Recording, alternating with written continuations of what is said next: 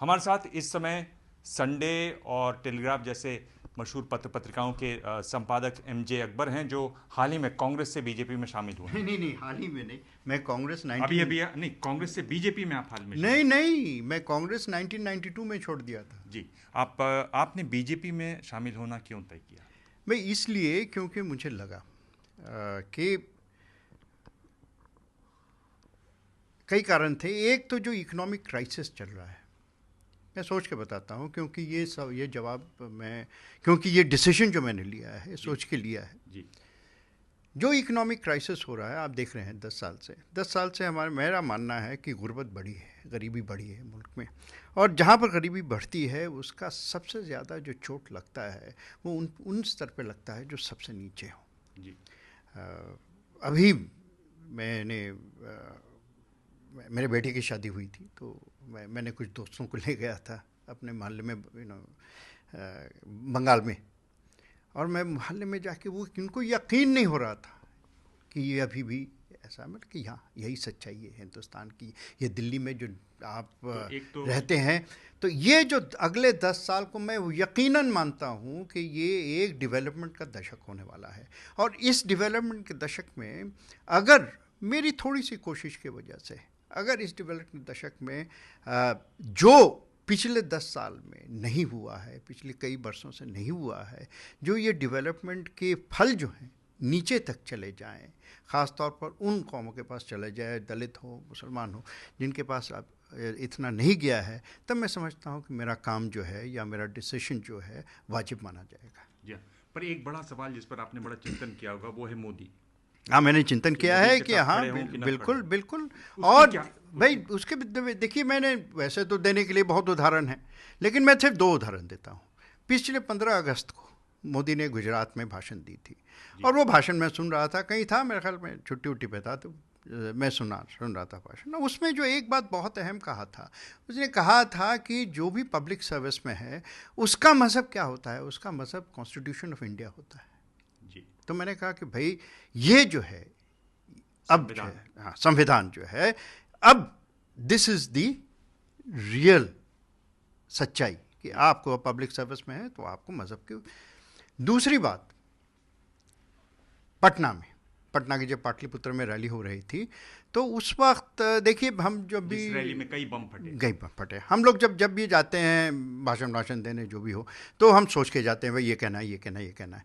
लेकिन जब बम फटने लगते हैं, क्राइसिस हो जाता है, तो आपकी सोच जो है गायब हो जाती है। आप जो प्रिपेयर करके जाते हैं सब दिमाग से निकल जाती है, और फिर जो दिल और नफ्स की बात होती है वही निकलती है। और उस अहम मौके पर जब नरेंद्र मोदी ने कहा कि हमारा बिल्कुल क्लियर, उन्होंने कहा कि हिंदुओं को तय कर लेना है कि वो मुसलमान से लड़े या गरीबी से लड़े, और मुसलमान को तय करना है कि वो हिंदू से लड़े या गरीबी से लड़े। मुझे लगा कि इस प्रश्न में भी जवाब है।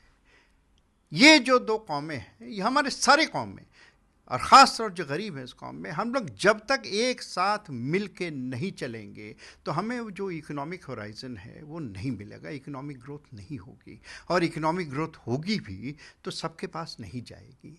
तो इसलिए यही है दिशा जिसमें ये मुल्क आगे जा सकता है, और यही है दिशा जिसमें हमें जाना चाहिए। और मैं समझता हूँ कि देखिए, जो अवेलेबल चॉइसेस हैं, अगर उनमें ये शख्स है जो इस दिशा पे मुल्क को ले जा सकता है। पर आप ही ने लिखा कि जिस तरह से हिटलर को जूस नहीं पसंद आते, देखिए मुस्लिम नहीं पसंद आते, उस वाले पर क्या हाँ ठीक है, वो आपने कैसे? भाई अब वो राइट का माहौल था, उस राइट के मैंने सवाल उठाए थे। आपने उठाए होंगे, अगर आप पत्रकार थे, मैंने उठाए थे। जो मैं लिखा था उससे मैं झिझक नहीं रहा हूँ, लेकिन वो लिखने के बाद मैं 10 साल इंतज़ार किया, और 10 साल में मैं शुक्रगुजार हूँ यूपीए सरकार का, शुक्रगुजार हूँ मैं कांग्रेस की सरकार का, कि इन्होंने 10 साल में हमने जो सारे सवाल उठाए उस सवाल का जवाब दिया। क्योंकि 10 साल से इन्होंने जो स्क्रूटिनी की है वो यही स्क्रूटिनी की है ना, कि भाई उनको थोड़ी किसी और से मतलब था, उनका था कि नरेंद्र मोदी को कैसे जोड़े, इसमें कैसे इल्ज़ाम लगाएं उस पर, बस उसको कैसे फंसाएं। पुलिस को इस्तेमाल किया, सीबीआई को किया, वकील को किया, क्या नहीं, ब्यूरोक्रेट को किया, क्या नहीं किया। लेकिन हर इस्तेमाल के बाद जो है उन्हें क्या पता चला कि उनको नहीं जोड़ा जा सकता है, उनकी पर्सनल कल्पेबिलिटी जो हम कहते हैं वो नहीं है। तो अगर मेरा कहना 10 साल पहले गलत था, तो मुझे पत्रकार, ईमानदार पत्रकार होने के नाते मुझे साफ मानना पड़ेगा कि भाई अब जो है वो लिखना गलत था और अब जो है नज़र जो है आप जो है सर के पीछे मत रखो, अब आगे बढ़ो। पर इसमें यही बात है कि एक ज़किया जाफरी वाला केस है और उनकी सदारत में वहाँ पर दंगे हुए, एक ये बात है। पर आपने, और ये कहा जाता है कि जो अनुभवी पत्रकार होते हैं वो एक तरीके से भविष्यवक्ता होते हैं। आपने एक बात कही कि अगर मोदी बनते हैं तो वो बीजेपी को जेबी संस्था बना लेंगे, दिल्ली में भी वही करेंगे, पुराने नेता हटेंगे। उसको आप कैसे देखते हैं? बिल्कुल ये सब नहीं कहा, वो बात तो अलग है, लेकिन आप जो है फिर उसी बात को, जो टैक्टिक्स आप मोदी के इस्तेमाल करते हैं ना, वो टैक्टिक्स, हाँ आप वो टैक्टिक्स मेरे साथ इस्तेमाल कर रहे हैं।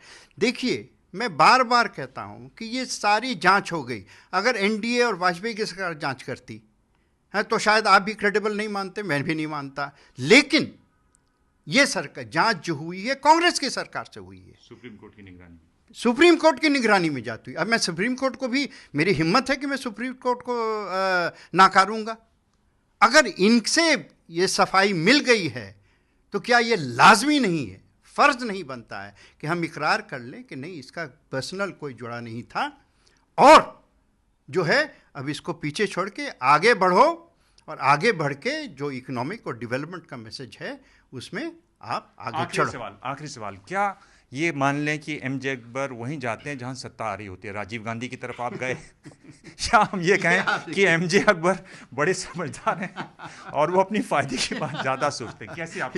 मुझे देखिए, गंभीर सवाल से कम हंसाया तो ज़रूर, इसके लिए बहुत बहुत शुक्रिया आपका। लेकिन 89 में जब मैं गया था, राजीव गांधी वो हार रहे थे, इलेक्शन जीत नहीं रहे थे और पूरा एहसास था कि वो हार रहे हैं, ठीक है। और इस बार जो है मैंने जो कदम उठाया है वो कदम मैं भी उसका एहसास जानता हूं और आप उसी लिए आए हैं जी। बहुत लोग आते हैं बीजेपी, उसके लिए आप नहीं जाते हैं उनके पास, उसलिए आए पूछने के लिए कि मुसलमान कैसे गया जी। ये मुश्किल कदम है जी, आसान कदम नहीं है और यकीन का कदम है, और वो भी ऐसा मुसलमान जो सोचता समझता है चीज़ों को, और यकीन का कदम है। ये मुझे खेल, अब देखिए बहुत लोग हैं, आज सुबह भी कोई पत्रकार पूछ रहा था कि अरे आपको तो पता नहीं क्या सभा चाहिए। बोले देखो, सभा की लालच उन पत्रकारों को होती है जो कभी सभा में नहीं रहे। मैं लोकसभा में रह चुका हूँ, मुझे ऐसे कोई लोभ और ये नहीं है। पर आपको इस बात का एहसास है कि आपकी पुरानी राइटिंग्स लोग आपको पढ़ पढ़ के सुनाएंगे अब और पढ़ेंगे उसको? देखिए, सुनाए ना सुनाए मुझे कोई खास फर्क नहीं पड़ता है, मैं अपने यकीन से नहीं बदलने वाला हूँ। मैंने आपको कहा और इस बात में ख़त्म कर रहा हूँ क्योंकि 5 मिनट से ज़्यादा हो गया है कि मैं जब ज्वाइन किया, राजनाथ सिंह जी बड़े ग्रेशियसली मुझे स्वागत किए। उसी वक्त मैंने कहा था कि आप कहते हैं कि मैं राजनीति पे आया हूँ, मैं सच यकीन मानिए मैं राज के नाम पे नहीं आया हूँ, नीतियों के नाम पे आया हूँ और मुझे यकीन है कि ये नीतियों का पूरा पालन किया जाएगा। Thank you. एमजे अकबर जो बता रहे हैं ठोस वजह हैं अपनी राय बदलने के, यही खास बात होती है एक सोचते समझते हुए पत्रकार में कि वो जो भी राय रखें उसके उनके पास वजह होती है। इनके पास भी कई वजह हैं। उनको लगता है कि जिस तरह का विकास होना चाहिए देश में वो सिर्फ नरेंद्र मोदी कर सकते हैं।